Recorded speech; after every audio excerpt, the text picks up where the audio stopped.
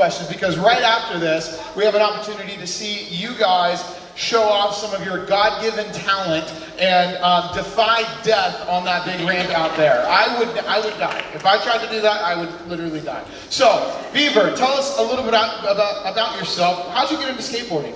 All right, so I'm Beaver Fleming, professional skateboarder. I got into skateboarding when I was about 10 years old. Does anyone know where Tennessee is?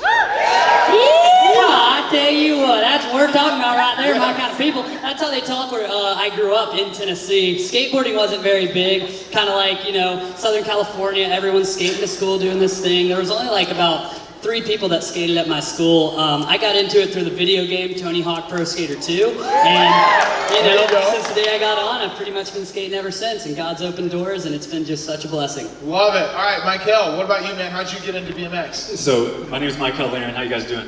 Yeah. So, mine was a little different. So, my mom actually got me into it, believe it or not. There you go. So, when I was younger, she was into skateboarding. I grew up in Wisconsin, which, again, same thing. Like, action sports really wasn't that prevalent at the time. But the cool thing is X Games came out in 1995. And a couple years after that, they built my home skate park, and it was a mimic of one of the courses. So I was very blessed to have that kind of pop up in our hometown. So my brother and I ran with it. I was the youngest one, so I was just trying to keep up. How long have you been riding for? Going on 30 years. Woo! Yeah, so it's been a long time, but nice. I think the crazy part is through that whole process, this has been a really cool opportunity just to grow through the sport, Oh yeah. And so I'm just stoked on it, stoked to be here, it's gonna be fun. Love it, love it.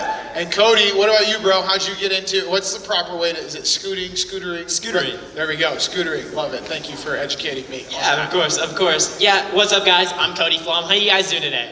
Yeah. That's what's gonna love to hear that. So I've been riding scooters for about close to 10 years now. Been professional for about 6. I got into it just like anybody else gets into any of their hobbies. My friends were into it.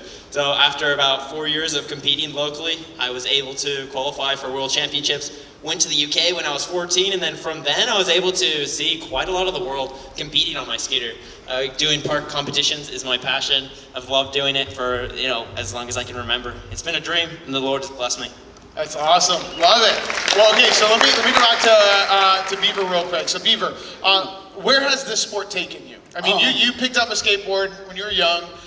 Did you ever imagine it would take you to the places it has taken you thus far, and where is that? It's been truly just to honor God for that. I mean, it's beyond anything I could have ever asked or imagined growing up as a kid in a small town. I've been to Australia multiple times, New Zealand, all over Europe, Asia, Japan, all these incredible places, Brazil multiple times, and traveling literally all over the world with the Nitro Circus. It's been absolutely insane and just continuing to go strong, and now we've got the opportunity to come out here and do these kind of shows, so it's epic. Love it, love it. What about you, Mykell?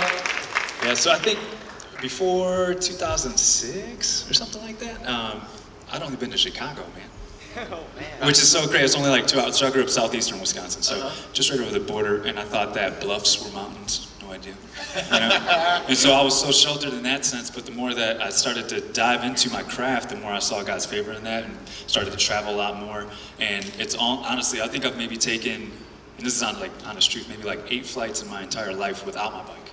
Oh, wow. And I'm on, and this is, again, this is all blessing. This is no boastful manner or anything like that, but it's like, I'm on my 3rd passport now, and it's one of those things where I'm just like, wow, man, you go through and you see the stamps, and it's this, God's favor on that just because you're actually stepping out into that blessing that He's set for you, So, so it's insane.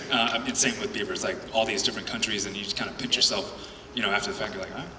Okay. It's great. I love it. So it's taken you guys all over the world. I mean, you guys are world champions in your sport, and just so honored to have you guys with us. But the other, I think, more amazing thing about you guys is that you guys are Christians. You guys are followers of Jesus, and I mean, we all know that that's more important than any ability or skill that we have. And so, Cody, this is a fairly dark world, the professional action sport world. I'm imagining it's not filled with Christians.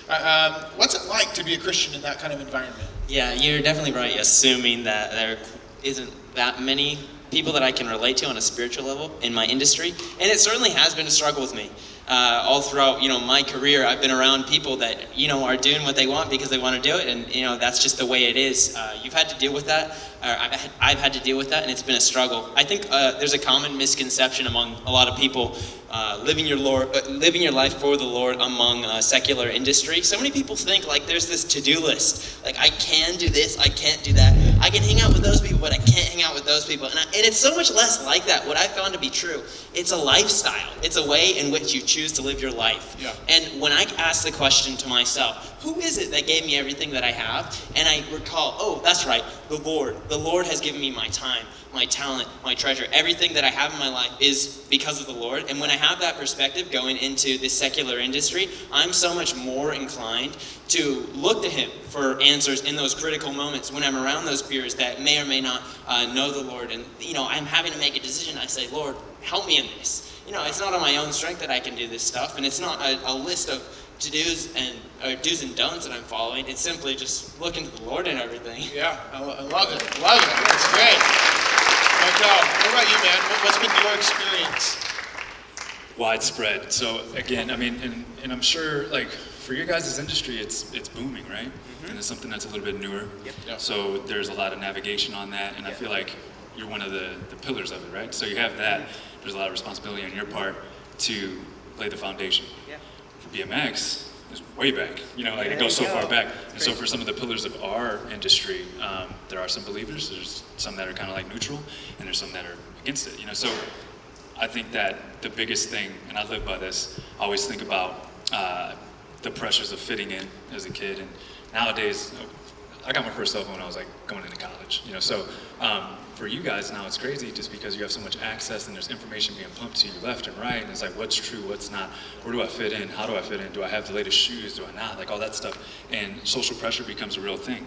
Not only that, but then when you're trying to live out your faith as well, there's a lot of influence and pressure on that as well, and a lot of pushing back from your friends or whatnot. So I think one of the biggest things that I live by is it's like Tetris, right? So you try to fit in, then you finally fit in, and then the game, what happens to that row disappears, right? So the way that we're wired as human beings, the way that we've been blessed to have the character we do, the personality that we do, that's deliberate.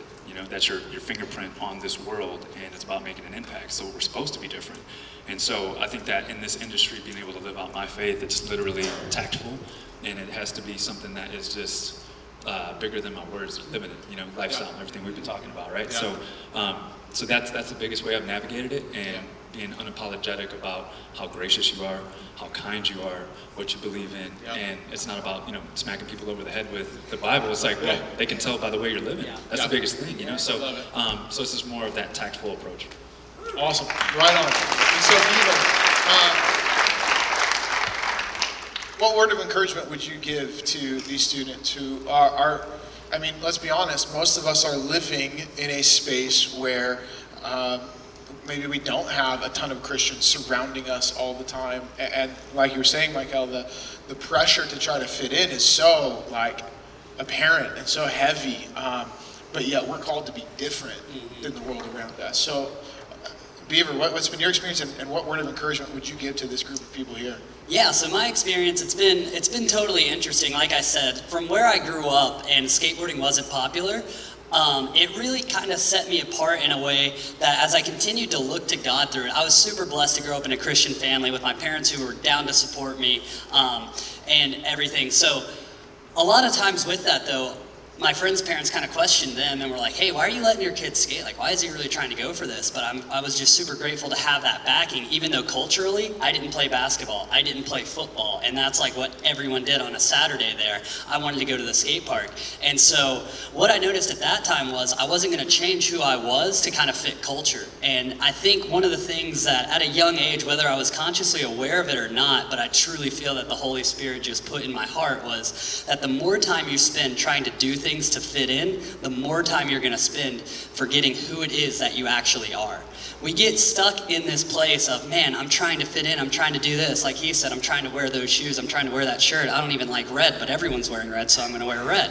It's like, okay, but the more time we do that, we forget what our favorite color is because we're kind of programming ourselves to like this color.